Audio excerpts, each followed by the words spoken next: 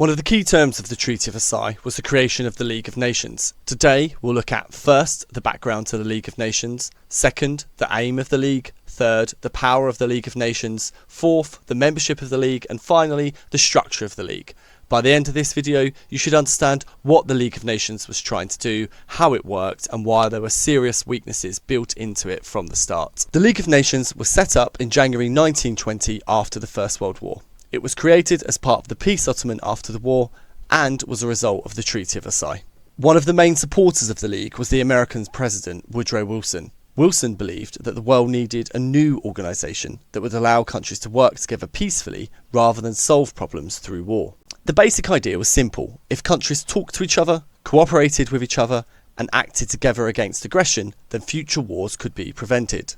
This idea was known as collective security. Collective security meant that countries in the League would work together to protect each other. If one member country was threatened, the other countries were supposed to act together to help it. So, the League of Nations was meant to be a new way of managing international relations. Instead of secret deals, alliances, and arms races, the League aimed to encourage open discussion, peaceful negotiation, and international cooperation. The League had several important aims. Its biggest aim was to keep peace. The First World War had caused enormous destruction. Millions of people had died, economies had been damaged, and many ordinary people wanted to make sure that a war like that could never happen again. Another aim was to encourage countries to cooperate. This meant working together on international problems, not just military problems. The League also wanted to improve working conditions, tackle disease, help refugees, and deal with humanitarian issues.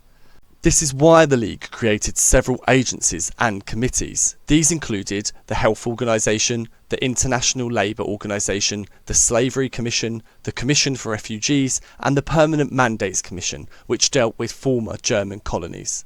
So, the League was not just about stopping wars, it also aimed to improve life for people around the world. A third aim was to encourage countries to respect the League's covenant. The covenant was a set of rules or articles that members of the League agreed to follow.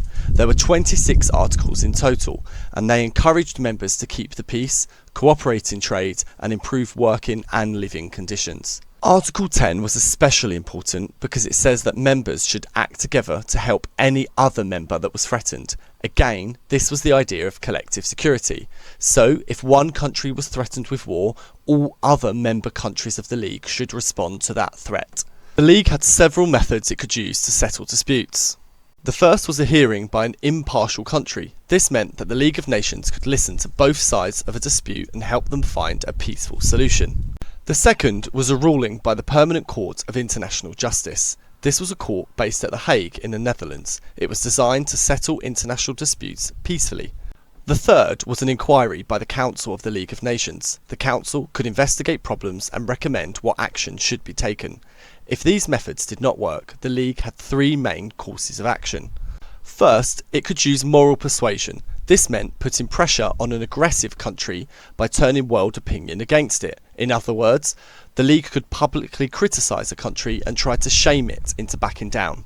Second, it could use economic sanctions. This meant that members of the League could refuse to trade with the offending country. The idea was that cutting off trade would damage the offending country's economy and force it to change its behaviour. However, economic sanctions also damaged the economy of all countries that stopped trading. This included members of the League that imposed sanctions on an offending country. Therefore, it was difficult to convince members to use economic sanctions.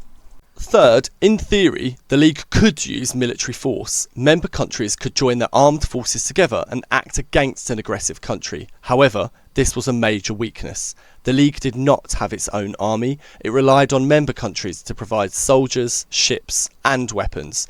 This meant that military force was difficult to organise and depended upon whether powerful countries were willing to act. Next up, we have the membership of the League of Nations. When the League was first created, 42 countries joined. This gave the League some authority. Many countries wanted peace, and there was a lot of goodwill towards the League after the First World War.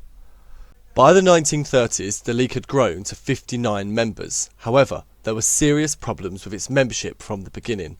The defeated countries from the First World War were not initially allowed to join. This included Germany.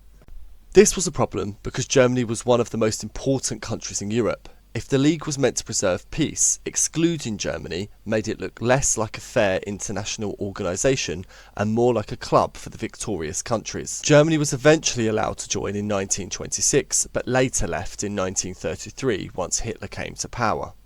Another important country missing at first was the Soviet Union. The Soviet Union was not allowed to join because its government was communist. It did not join until 1934, but it was later expelled in 1939. Japan was originally a member and was one of the permanent members of the Security Council. However, Japan left the League in 1933. Italy was also a member, but left in 1937. This meant that, over time, several powerful countries either never joined late, or left the League altogether. One of the biggest absences of all was the United States of America. America's absence is one of the most important points to understand. Woodrow Wilson had been one of the League's main supporters. He believed strongly that the USA should join. However, many Americans did not agree. There were several reasons for this. First, many Americans did not want to become involved in European affairs again. The First World War had been costly, and many American people felt the USA should stay out of future European conflicts. Second, some Americans worried that joining the League would mean spending more money and risking the lives of American soldiers in future wars. Third, many German immigrants living in the USA opposed the League because Germany had not been allowed to join at first. Wilson tried hard to persuade Congress to support the League. He even toured the country by train, giving speeches in many cities and towns. However, he was unsuccessful. In 1920, American politicians voted to reject the Treaty of Versailles and stay outside of the League of Nations. This was a huge blow. The League had been Wilson's idea, but the USA never joined it. This weakened the League from the very beginning because the USA was one of the most powerful countries in the world. Without American membership, the League had less authority, less economic power, and less military strength. In the presidential election of 1920, Warren Harding promised a return to normalcy. This meant keeping the USA out of European political affairs. This policy is known as isolationism. This means avoiding involvement in the affairs of other countries. So, although the League was meant to represent global cooperation, one of the world's most powerful countries stayed outside of it. Now, let's look at how the League was organised. The League had several key parts. These included the Assembly, the Council, the Secretariat, the Permanent Court of International Justice, and the League's agencies, commissions and committees. Each part had a very different role. The Assembly was the largest part of the League. Every member country sent a representative to the Assembly. It met once a year at the League's headquarters in Geneva, Switzerland. The Assembly could discuss issues such as the League's budget, the admission of new members, and recommendations for action. However, there was one major problem. Decisions made by the Assembly had to be unanimous. This meant that every member had to agree. That made decision making very slow and difficult. If just one country disagreed, a decision could be blocked. So, although the Assembly gave all members a voice, it was not always effective at making quick decisions. The Council was a smaller group. It met several times a year and could also meet during emergencies. The Council had permanent and non-permanent members. In 1920, the permanent members were Britain, France, Italy and Japan. A fifth place was reserved for the USA, but the USA never joined. The Council also had non-permanent members which were elected by the Assembly for 3-year periods. The Council was important because it had the power to respond to international crises quickly. However, the permanent members each had a veto. A veto meant that a single no vote could stop a decision from being passed. This created another major weakness. Even if most members agreed on an action, one permanent member could block it. So, like the Assembly, the Council often found it difficult to act decisively. The Secretariat was like the League's international civil service. Its job was to keep records of the League's meetings, prepare reports, and help organise the League's work. Many of the staff were linguists because the League worked across different languages. English and French were the main languages used. However, the Secretariat was very understaffed. This made it harder for the League to manage all of its work effectively. The Permanent Court of International Justice was based at The Hague in the Netherlands. Its job was to help settle disputes between countries peacefully. Judges from member countries made decisions on international disagreements. This sounds useful, and in some cases it was. But there was one serious weakness. The court had no way of enforcing its rulings. The League had no army, and member countries were reluctant to enforce economic sanctions. This meant that if a country ignored a decision, the court could not force it to obey. Once again, the League depended on countries choosing to cooperate.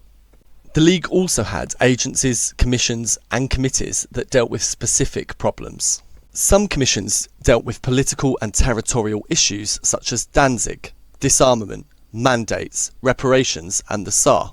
Other committees dealt with social and humanitarian issues such as child welfare, drug trafficking, health, refugees and women's rights. Some of these areas were actually among the League's greatest successes. For example, the League agencies helped refugees, campaigned against slavery and worked to reduce disease. The International Labour Organization campaigned for better working conditions, including the idea of a 48-hour working week. The Health Committee worked to reduce the spread of diseases such as malaria and leprosy. So, although the League struggled with major international crises, some of its agencies did important and successful work. We'll summarise with the strengths and weaknesses of the League of Nations. First, its strengths. When it was created, there was a lot of support for the idea of peace. Many ordinary people and governments wanted to prevent another war.